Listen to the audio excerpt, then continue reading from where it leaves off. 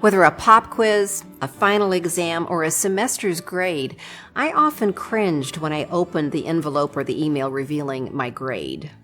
Most of the time I had studied and I was prepared, but there were moments when I just didn't get the subject being covered, or I worried just what material to study in preparation.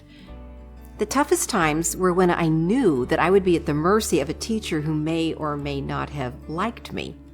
Or maybe who was maybe not so great at teaching, or so great at grading. A grade could come back reflecting them and who they were more than me and how I had performed. In Psalm 67, the psalmist describes God's consistent love for and treatment of all people and all nations.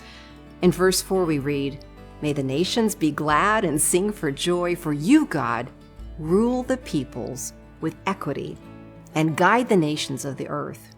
That word equity comes from a root meaning level, an upright place.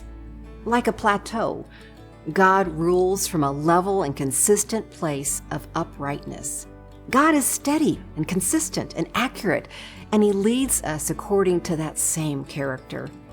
So we can trust God's judgments, because God is good and He will do what is right.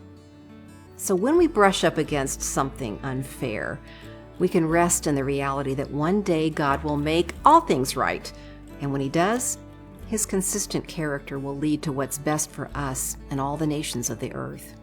So in a way, you could say that God's grades, His judgments, reflect Him and who He is more than how we perform. That's great news, because He's level-headed and He'll get it right.